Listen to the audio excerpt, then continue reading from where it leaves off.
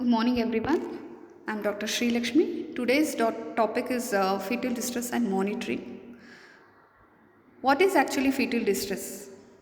While fetal distress is a widely used term, it is poorly defined in the medical literature. It should be defined as hypoxia that may result in permanent fetal brain damage or death if not reversed by immediate elevation of the cause or fetus delivered immediately by cesarean section or other mode, vaginal delivery.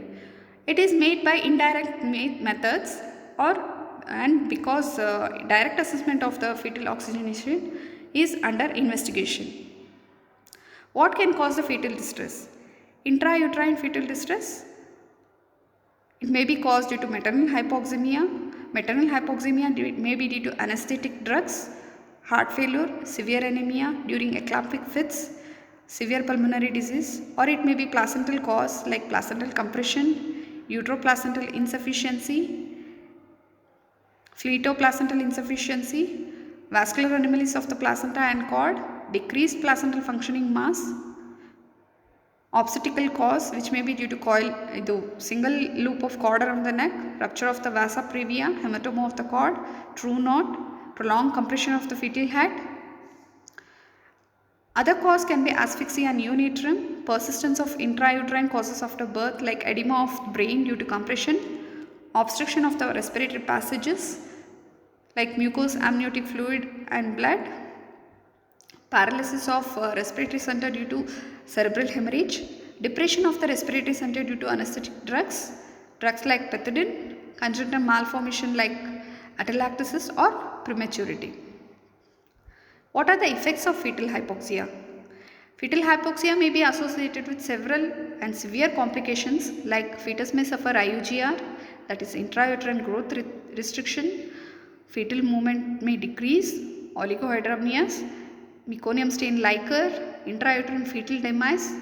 The infant may suffer HIE, that is hypoxemic ischemic encephalopathy, meconium aspiration syndrome, acidosis with decompensation, cerebral palsy, as well as neonatal seizures. ACOG, that is American College of Obstetricians and Gynecologists, now recommend that instead of the term fetal distress, non-reassuring fetal status should be used to refer to suspicious fetal heart tracings, since most non-reassuring tracings end with the birth of normal and healthy infants.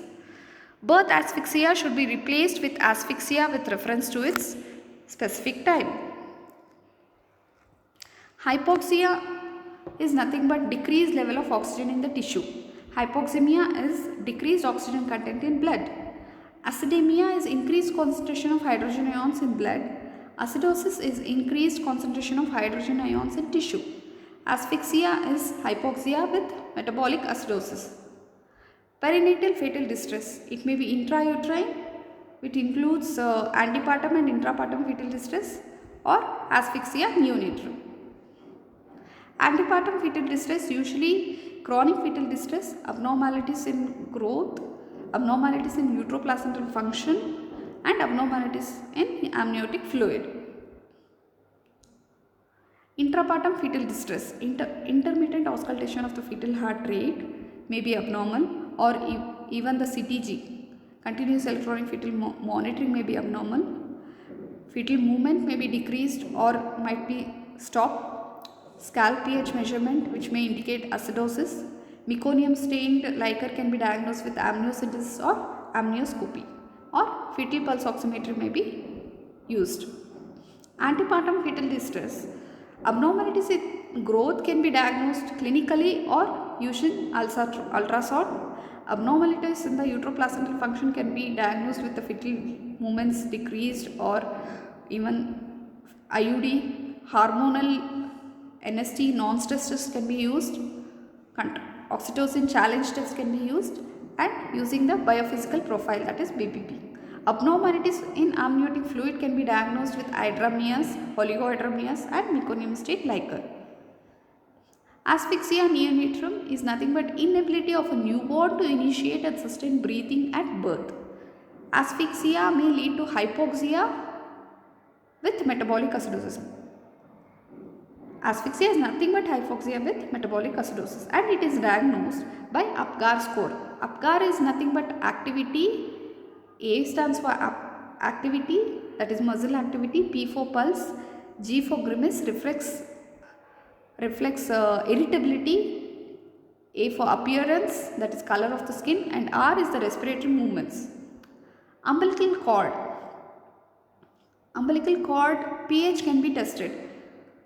pH of 2.5 or more is normal. pH of less than 7.2 is mild hypoxia, less than 7.1 is severe hypoxia. Values in between 7.25 and 7.2 denotes pre-acidotic range, and repeated estimation is indicated. Time to spontaneous breathing more than 1 minute may indicate asphyxia neonatal, and hypoxic ischemic encephalopathy grade 1 and 2 and 3. Antepartum fetal distress. Antepartum fetal distress is usually chronic fetal distress, which may be due to abnormalities in growth, as I told you earlier, and abnormalities in uteroplacental function and abnormalities of amniotic fluid. How can you assess it clinically? Clinical assessment in each antenatal visit is the primary and main assessment of the fetal well-being. This includes detection of the fetal heart sound, fetal size, fundal level, amount of the amniotic fluid. Ultrasonography, real-time sonography. It can be used for detection of gestational age, measurement of the gestational sac, BPD, CRL, femur length, viability of the fetus by fetal heart movements or fetal movements, fetal weight, estimated fetal weight, amniotic fluid volume, fetal breathing movements, fetal activity, placental location, size and maturity, and congenital anomalies. Doppler ultrasound.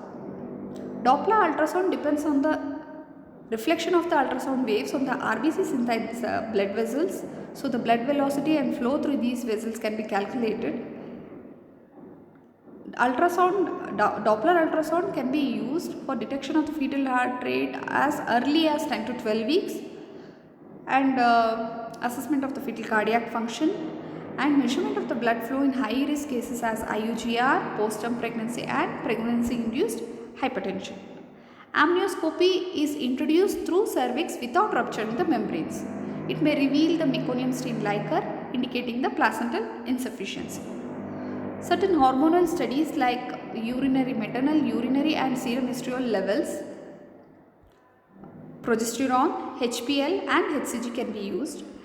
Urinary estriol increases as pregnancy advances to reach about 35 to 40 mg per 24 hours at full term. Progressive fall in urinary estriol by serial measurement indicates that the fetal is geoparadis. Progesterone level can be detected in the serum and saliva of the pregnant mother. Its end product pregnanediol in 24 hours collection of urine. Along with progesterone, this pregnanediol can be found in the maternal urine samples as well as serum and saliva. It is of little practical value compared to urinary estriol. HPL falls before fetal death.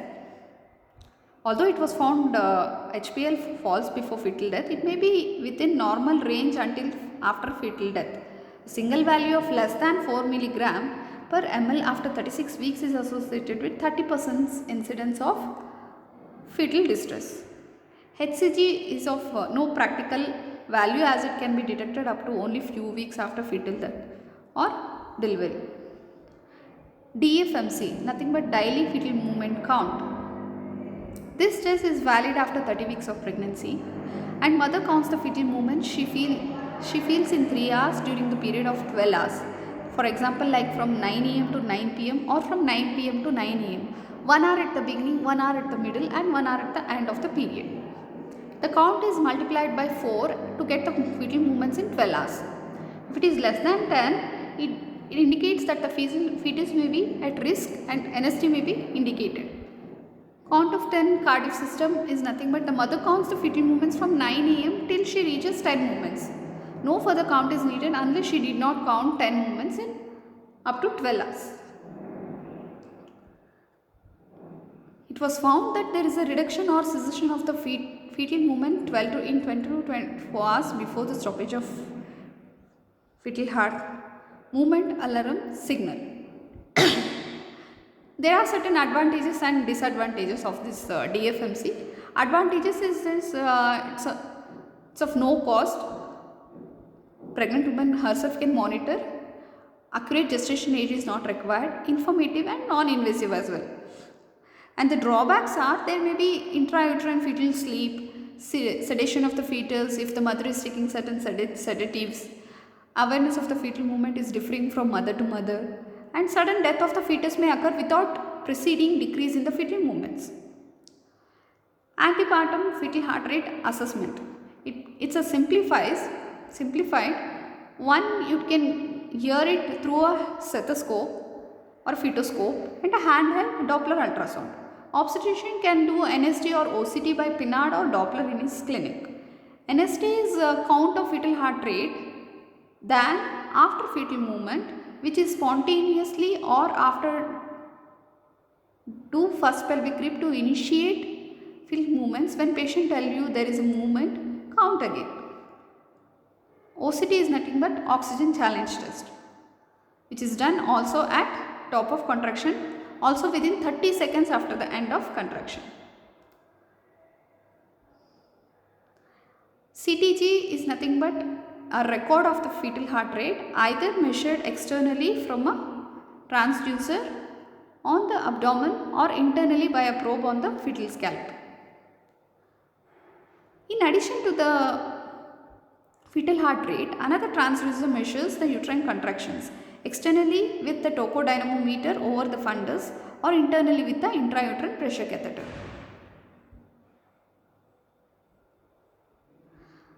How the test is performed?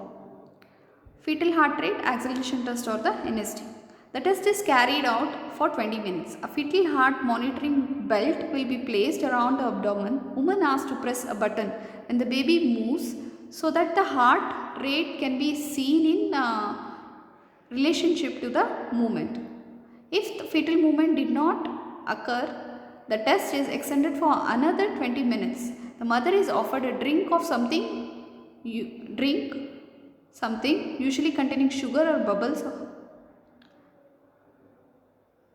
during which the fetus is stimulated mechanically by the first pelvic rib or by acoustic stimulation after an artificial larynx placed against the maternal abdomen to awaken the fetus.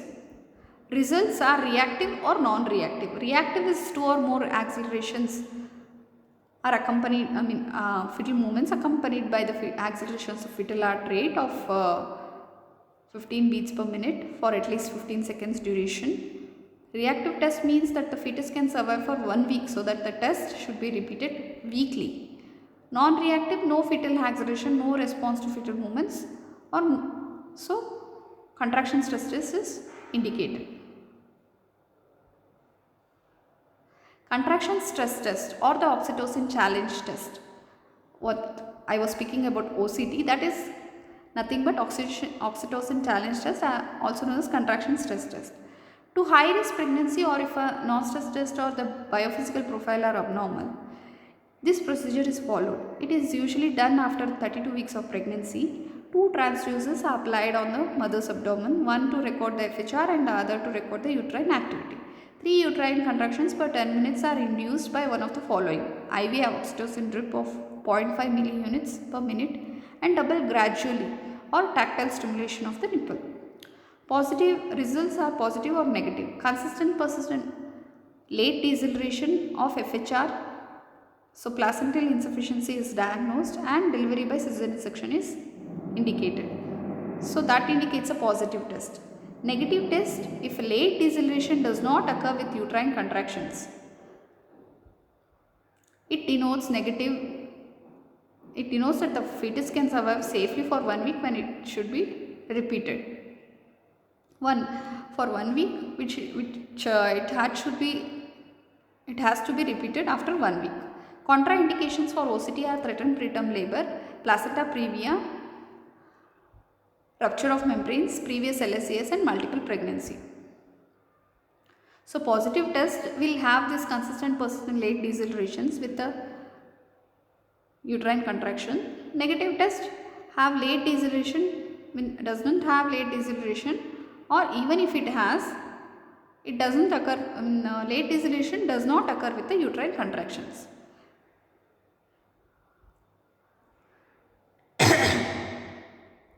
The biophysical profile, nothing but BPP, includes 5 components. This test combines both the fetal monitoring and ultrasound. What are the 5 components means? That is NST, that is non-stress test, which I told prior to BPP, and amniotic fluid index. Fetal body movements, it may be smaller, made by limbs, and larger, made by baby, and fetal respiratory movements. This test would be for a variety of reasons, including testing without increasing baby heart rate, rupturing of membranes or bag of membranes ruptured prematurely, and reassuring woman and doctor of baby's well-being. This is BPP, which includes 5 components as I told you earlier. A score of 8 to 10 is normal. A score of 4 to 6, baby should be delivered if lung is matured. Baby should be delivered if the lung is matured. Otherwise, corticosteroids are given for 48 hours before delivery. If the score is less than 4, it's abnormal. Evaluate for immediate delivery. Immediate means we have to take up for emergency cesarean section. Intrapartum fetal distress. Intrapartum fetal distress can be monitored using intermittent auscultation of the fetal heart rate using Pinard or Doppler, or continuous electronic fetal monitoring. If intermittent auscultation is abnormal, CTG is required even if it is abnormal. If the fetal movement is decreased or stopped. Scalp pH measurement if it is showing acidosis. Meconium stained liquor, which is diagnosed through amnioscopy or amniocentesis, and fetal pulse oximetry. These are the components which helps to diagnose intrapartum fetal distress. FHR periodic auscultation. FHR is fetal heart rate, which can be auscultated with Pinard's or the Pinard's stethoscope or the handheld Doppler. The panel defined periodic auscultation to include auscultation of the fetal heart every 15 minutes during the first stage of labor and every 5 minutes during the second stage. In either case, the fetal heart should be auscultated within 30 seconds of the end of a contraction. Interpretation of the intrapartum FHR. Tracing the fetal heartbeat with a CTG monitor can be used to assess fetal well-being and fetal heart rate response to uterine activity during labor and delivery. A baseline FHR changes the pattern between the uterine contractions. A baseline tachycardia, a baseline bradycardia, and loss of beat-to-beat variability. These are the baseline FHR changes. Mild tachycardia may be between 160 to 180. More than 180 is severe tachycardia. Baseline brady 100 to 120 is mild. Less than 100 beats is severe bradycardia. Loss of beat-to-beat variation, that is normally there is a chance of 5 to 10 beats per minute every minute in fetal heart rate. Absence of this beat-to-beat variability indicates fetal compromise. Periodic FHR changes.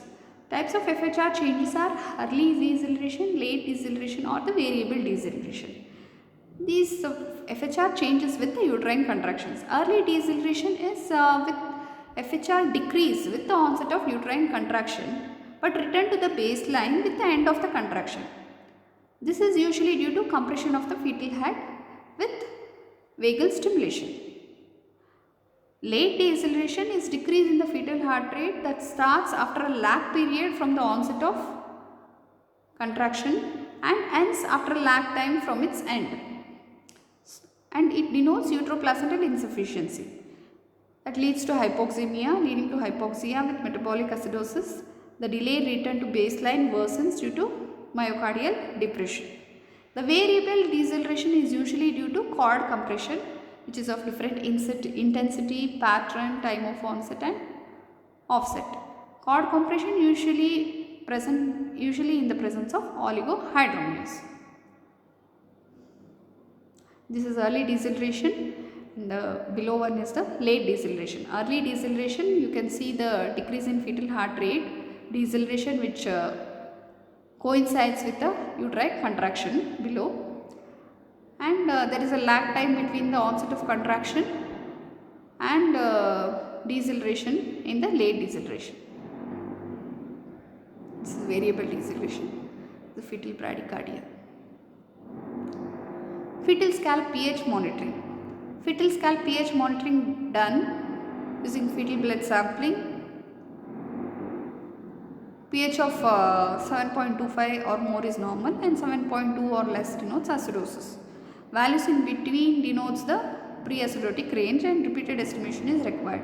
When the fetal heart rate tracing is non-reassuring, ACOG recommends that the physician consider obtaining confirmatory scalp pH sample while attempting to correct the underlying problem.